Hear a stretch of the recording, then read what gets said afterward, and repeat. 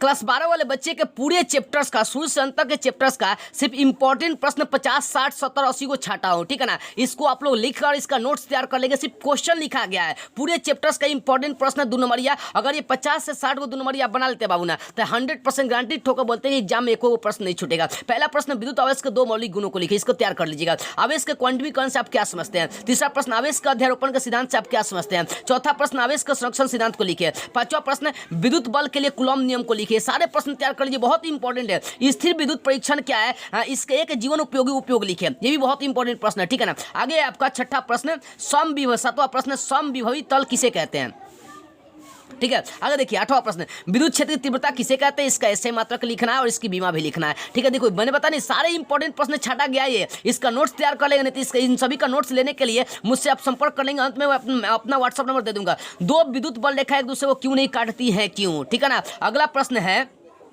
विद्युत फ्लक्स किसे कहते हैं, इसका मात्रक और बीमा लिखना है। 11वां प्रश्न है, विद्युत क्षेत्र की तीव्रता और विभव के बीच संबंध E बराबर -dV/dx को सत्यापित करें, ठीक है ना। ये सारे प्रश्न बहुत इंपॉर्टेंट है, देख लीजिएगा एक बार, ठीक है।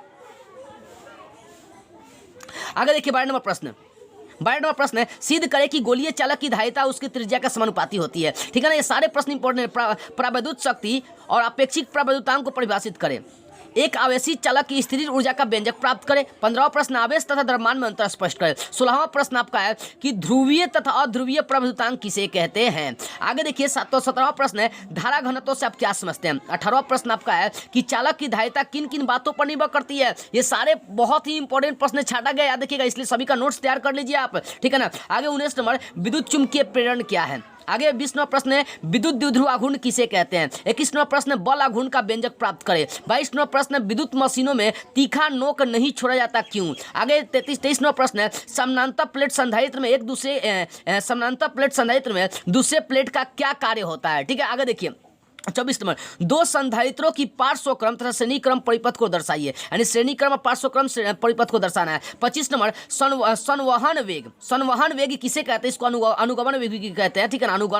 अनुगमन वेग भी कहते हैं, ठीक है ना। तो पूछेगा संवहन वेग चाहे अपवाह वेग चाहे अनुगमन वेग किसे कहते हैं, और गतिशीलता से आप क्या समझते हैं। ये सारे इंपॉर्टेंट प्रश्न आप लोग इसका नोट्स तैयार कर लेंगे, और नहीं तो बाबू मुझे बोलिएगा, व्हाट्सएप मैसेज करिएगा, मैं इन सभी का नोट्स आपको दे दूंगा, ठीक है। आगे देखिए प्रश्न लोग देख रहे हैं कितना नंबर, हाँ 26 नंबर, प्रतिरोधकता का व्यंजक किसी चालक के लिए लिखिए और व्यंजक के प्रत्येक अवयव को समझाए। किरचॉफ के दोनों नियम को लिखिए। 28 नंबर, धारा घनत्व किसे कहते हैं, इसका ऐसे मात्रक लिखिए। 29 नंबर, पेल्टियर प्रभाव या सीबेक प्रभाव और थॉमसन प्रभाव किसे कहते हैं। पेल्टियर, सीबेक और थॉमसन प्रभाव को लिखना बहुत इंपॉर्टेंट प्रश्न है। बायोसवार्ट के नियम लिखिए। इस तरह से 30 प्रश्न अभी मैंने बता दिया, ठीक है ना। कुछ प्रश्न इधर 2 कॉपी कराते समय मिटा गया, मैं आगे से आपको बता रहा हूँ, ठीक है ना। 39 नंबर, यहाँ पर 8-9 को प्रश्न आपका छूट जा रहा है। 39वां प्रश्न है, क्यूरी का नियम लिखिए, बहुत इंपॉर्टेंट है। 40वां प्रश्न है, भंवर धारा से आप क्या समझते हैं, ये भी देख लीजिएगा, ठीक है ना। एम्पियर को हमेशा श्रेणी क्रम तथा वोल्ट मीटर को समानांतर क्रम में क्यों जोड़ा जाता है, आपको बताना है। आगे 42वां प्रश्न है, स्वप्रेरकत्व क्या, इसका ऐसे मात्रक ज्ञात करना है। विद्युत चुम्बकीय प्रेरण से आप क्या समझते हैं। स्वप्रेरण और अन्योन्य प्रेरण को परिभाषित करें और इनमें अंतर स्पष्ट करना है। आगे आपका प्रश्न 45 नंबर कि ट्रांसफार्मर क्या है, इसकी दक्षता से आप क्या समझते हैं। 46वां प्रश्न, प्रत्यावर्ती धारा के वर्ग माध्य मूल मान को समझावे, और ये बहुत इंपॉर्टेंट प्रश्न है, प्रत्यावर्ती धारा के वर्ग माध्य मूल मान को समझावे। 47 नंबर, ट्रांसफार्मर का क्रोडप्रदार क्यों होता है। 48 नंबर, वाटहीन धारा से आप क्या समझते हैं। 49 नंबर, चोक कुंडली क्या है। 50 नंबर, डी ब्रोगली टंकधैर्य क्या है, इसका व्यंजक प्राप्त करना है। 51 नंबर, प्रतिरोधकता क्या है, इसका ऐसे मात्रक लिखे, ठीक है बाबू।